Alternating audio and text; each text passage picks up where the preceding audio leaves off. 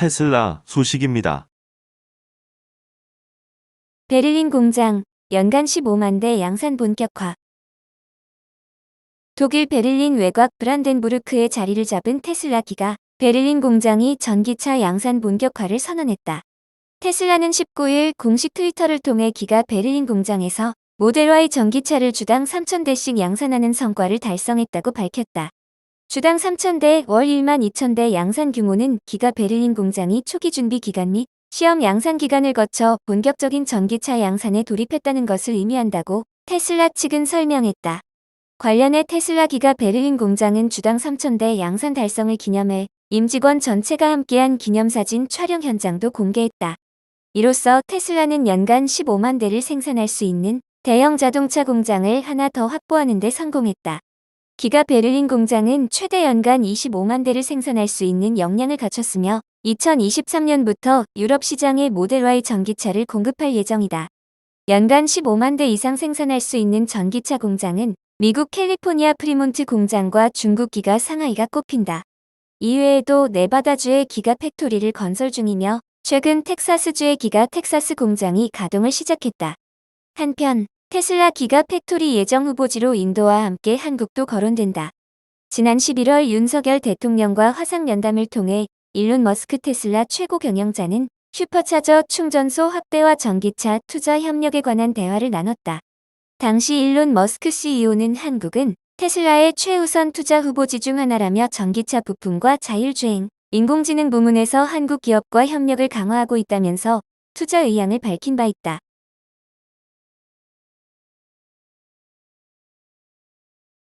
애플 소식입니다.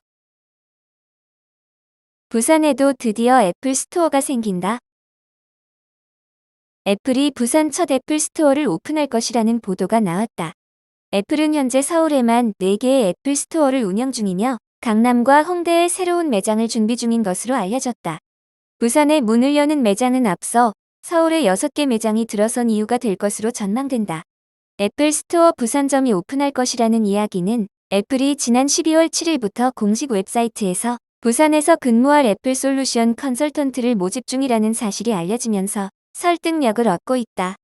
애플 솔루션 컨설턴트는 고객 응대, 판매 직원을 위한 코칭, 매니저와 매장 운영 협의 등의 업무를 한다.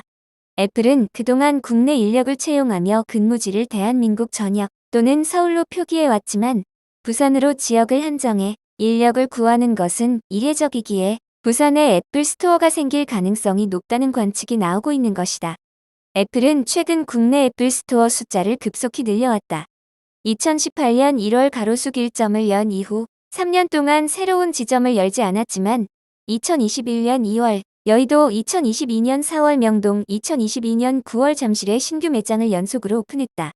내년에는 강남과 홍대에도 애플 스토어가 생길 것으로 알려진 상황이다.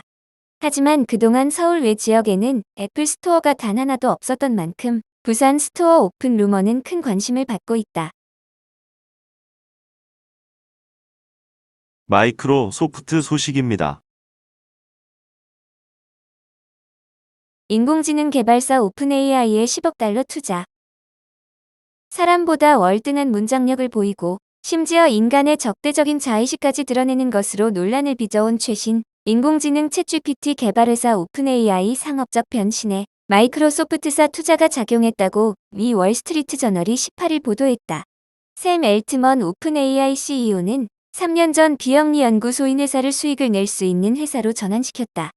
일반 인공지능을 개발하기 위한 투자금 마련을 위해 적극적 자금 모금이 필요하다고 판단하면서다. 이후 오픈AI는 현금이 풍부한 마이크로소프트 등과 손을 잡으면서 수백만 명의 인터넷 사용자의 주목을 끄는 제품을 만들었고 더 많은 자금을 유치했다. 엘트먼 CEO는 스마트폰 발명에 필적할 기술을 만들어 많은 과학적 과제를 풀어낼 수 있을 것으로 밝혔다. 엘트먼은 한 인터뷰에서 아직은 초기지만 창의력이 높아져 우리가 힘을 가지게 되면 옛날로 돌아가려는 사람은 없을 것이라고 강조했다. 엘트먼이 CEO가 된 직후 사티아 나델라 마이크로소프트 CEO를 만나 10억 달러의 투자금을 유치했다. 이후 오픈AI는 주주가 아닌 일반 대중을 위한 가치를 창출한다는 목표를 바꿨다. 마이크로소프트의 투자로 오픈AI는 인공지능 알고리즘을 개선하는데 필요한 컴퓨터를 확보하면서 기술 개발에 큰 진전을 이뤘다. 대표적으로 지난 9월 발표된 도리 2 프로젝트는 몇 개의 문장을 토대로 선글라스를 쓴 버니 토끼의 앤디 워홀식 그림을 만들어냈고, 뒤이어 발표된 챗 GPT는 대학생 2명이 인문학 토론을 하는 수준의 높은 지적 능력을 보였다.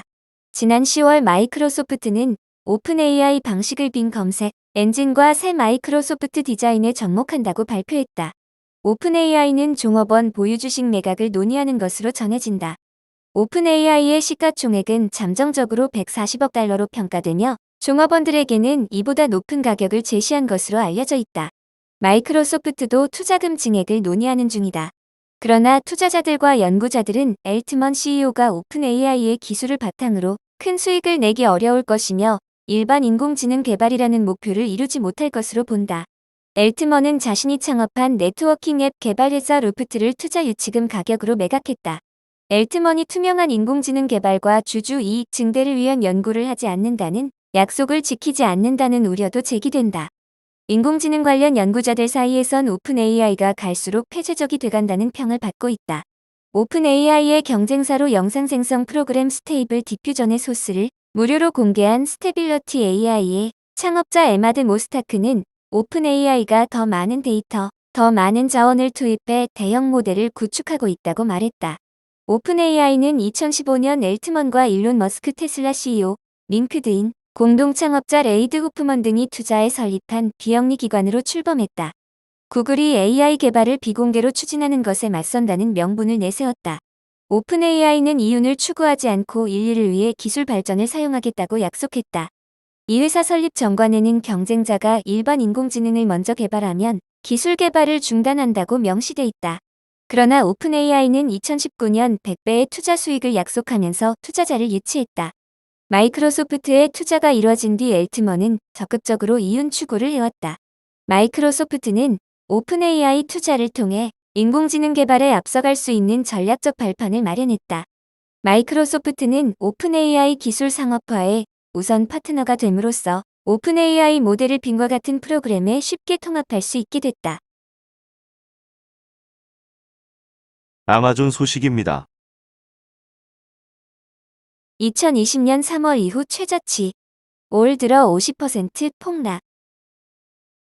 세계 최대 전자상 거래 업체인 아마존 주가가 올 들어 반토막 나며 코로나19 대유행 이후 상승분을 모두 반납했다.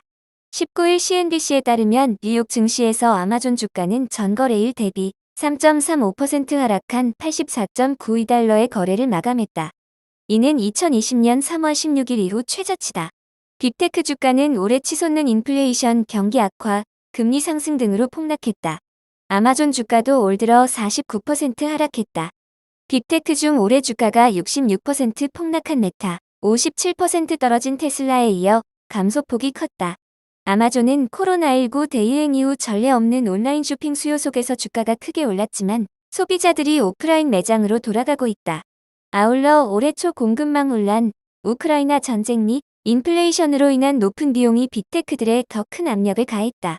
앤디 제시 아마존 최고 경영자는 회사 비용에 대한 검토에 착수하고 지난달부터 1만 명의 정리해고에 들어갔다. 구글 소식입니다. 데이터 센터, 미델러스 물 4분의 1 쓴다. 그동안 구글에서 영업 비밀로 간주하며 공개하지 않던 클라우드 센터 물 사용량이 공개됐다. 미국 지역 매체인 오리건 라이브는 미국 텍사스주 댈러스시에서 사용하는 물 사용량 4분의 1 이상을 구글 데이터 센터가 차지하고 있다고 최근 보도했다. 오리건 라이브는 해당 내용을 확인하기 위해 댈러스시에 공공 데이터 기록 공개를 요청했지만 기각당했다. 이후 13개월에 걸친 법정 분쟁을 거쳐 지난 2012년부터 10년간의 물 사용량 자료를 확보했다고 밝혔다. 공개된 자료에 따르면 구글의 데이터 센터는 지난해 1,343만 8천 리터를 댈러스에서 사용했다. 이는 도시 내 총 물 소비량의 29%에 해당한다. 공개한 자료에서 수치 계량에 쓰인 물은 식수를 의미한다. 해수와 같은 다른 수어는 포함하지 않는다. 구글은 지난 2005년 댈러스에 처음 데이터 센터를 건설했으며 현재 3개를 운영하고 있다. 외신은 구글의 데이터 센터 건설 이후 댈러스시의 물 사용량이 3배 이상 증가한 것에 대해 우려를 표했다. 특히 댈러스시는 컬럼비아 강을 따라 자리 잡고 있지만 기상학적으로 건조한 지역이다. 연간 강우량이 적어 데이터 센터에서 물을 과도하게 소비할 경우 농업과 어업에 악영향을 미치고 주변 생태계를 파괴하는 기후 변화를 일으킬 우려가 크다. 하지만 구글은 이미 컬럼비아 강을 따라 추가로 데이터 센터 2곳을 더 건설할 계획을 공개한 상황이다. 구글은 지난해 전 세계 데이터 센터에서 사용한 물의 양은 20억 1197만 리터에 달하는 것으로 나타났다.